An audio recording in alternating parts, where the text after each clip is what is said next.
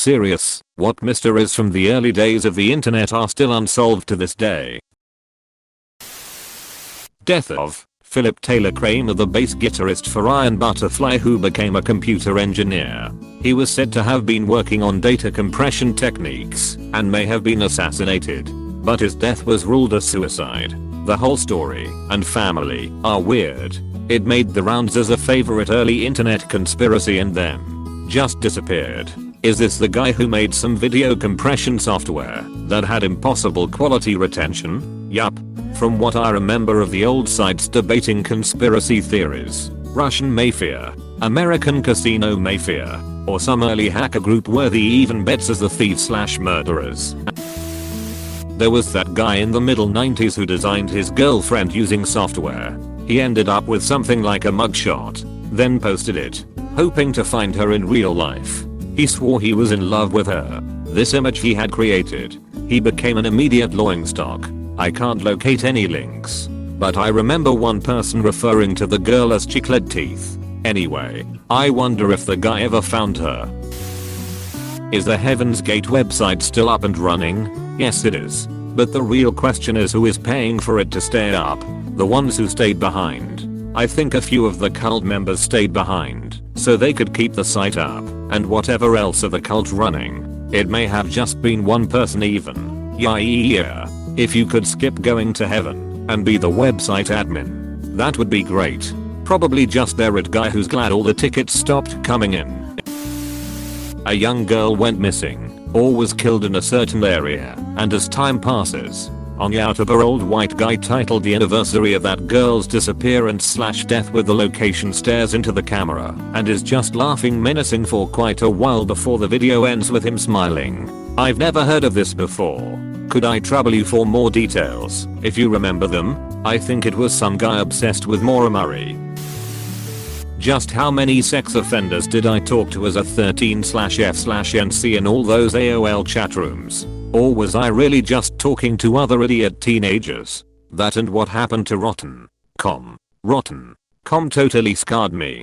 My friends and I would look at it when we were like 12, and I can still remember the images. I'm 31 now. I remember the first image I saw on that site was a guy's face completely mangled by a motorcycle accident.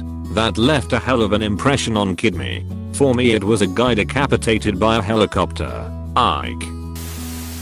Lake City Quite Bills. Old Reddit user who used to post here in the really old days, before subreddits even I think, died. Their friend took over their Reddit account for a bit and let Reddit know. Eventually people noticed the user was linked to some site. I think it was porn or something, which in turn contained message logs. These message logs were all pretty cryptic. The logs eventually mentioned holding a service for the dude who died, but gave weird requirements like not giving your real name to hotel staff, not being told, only American currency and to remain low profile. Stuff like that. People are a bit suspect of this, and during the same night this party is meant to be happening, some mobster is killed close to the venue of it by hitmen. Website after a while was taken down and all that remains are screenshots of the original logs. Barely Sociable has a vid about the topic on YouTube which will do it far more justice than I have here, but it is certainly the oldest thing I know of. If anyone is interested, a podcast called Red Web did an episode on this about a month ago. It was real interesting hearing all the pieces come together, and I highly recommend it. I second this. They added details to the case I didn't know about. Thinking Sideways podcast did an excellent job on the story as well. First time I heard of this mystery.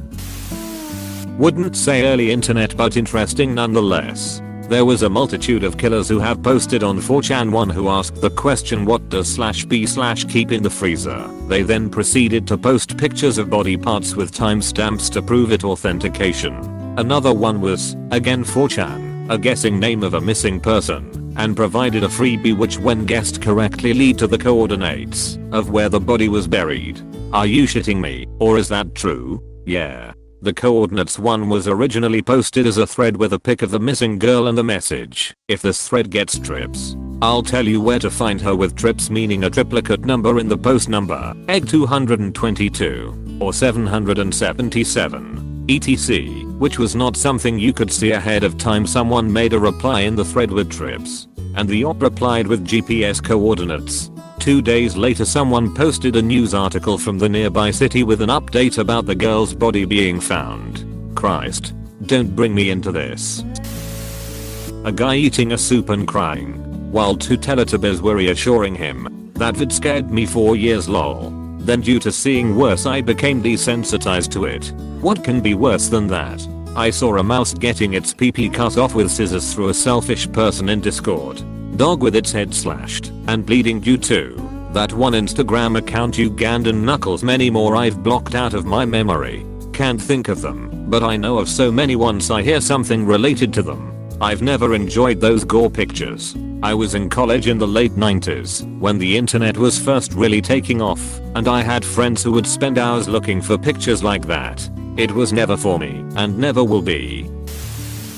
That 4chan thread about the guy who injected the blow liquid in a syringe into himself. I can't find the thread, but I do remember seeing it in a top 15 video I like. It might have gotten solved since then, but IDK. I remember that one. I think it was glow stick fluid. It hasn't been solved, but it's somewhat accepted that he died of a heart attack and or poisoning from the liquid. There is a whole lot of not fucking providing links in this thread. I remember that extremely creepy video of a young guy with longish hair and a very odd way of speaking. I think it was a combination of accent and speech impediment, talking about grave robbing and how to prep the remains for sale. I remember specifically him going into great detail into how to properly clean out the skulls so they wouldn't rattle when you shook them. Nobody ever came up with an identity, location, or even a solid answer for who was buying the human remains or why. Anyway, I haven't been able to stop thinking about it for a long time. Because last year a man where I live was arrested for doing the exact same thing. He was digging up graves, taking the remains, and methodically cleaning them for sale. Sale to who? For what reason? It literally drives me insane. Safe to view alone after 3 AM. Not a chance in hell. What about alone at 12:45 AM? Gang. I can only think of Numanoma guy and wonder what the legend is doing now. I met that guy several years ago. He is a musician and was doing a session at my uncle's recording studio, where I would often help with the setup. Good dude. A little quiet. I asked him about the video, and he said I was really bored one night and made the video. Next thing I knew, 1 billion people had seen it. Apostrophe. What about the guy that tried to test his new gas mask and made chlorine gas, and it was absorbed into his skin, and he stopped posting updates? Yeah, that I've seen the screen caps of that. It was on the /k/4chan board. His last post had a picture of his skin already badly affected by the gas, and then he never posted again. Reasonable explanation is that it was fake and the arm thing was makeup, since the amount of gas needed to peel his skin would have the whole building evacuated, and Noon found news on this. 1-800 Gulf tip 1990 to 2000 and man would count up to 10 and would have a pause somewhere between 5 to 10 and then a jump scare of a screaming or a strange siren noise. Don't call it now, it leads to an erotic hotline. Yeah, that one was a bit weird. The identity of the main creator of Bitcoin.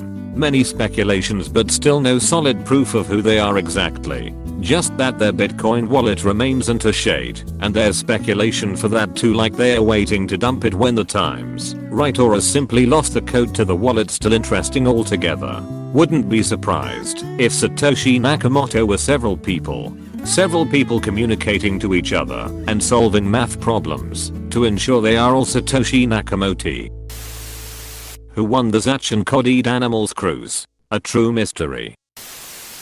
Pink Floyd's Division Bell and Publius Enigma. Explain this one. Well, Pink Floyd released an album called The Division Bell, and then a character called Publius Enigma started to leave clues for fans on message boards, including writing that was found in the cover art, flashing the name in the stadium lights, and multiple cipher/codes and so on. Eventually, a legal threat that would have stripped away user anonymity on the message board servers ended with Publius Enigma disappearing before the competition or contest could be completed. No one was able to discern what was happening, and, more importantly, Pink Floyd was coy enough about it that no one knew If it was just some genius proto-viral marketing scheme. I think Nick Mason admitted recently that it was all their marketing team and the band didn't have anything to do with it, or something along those lines.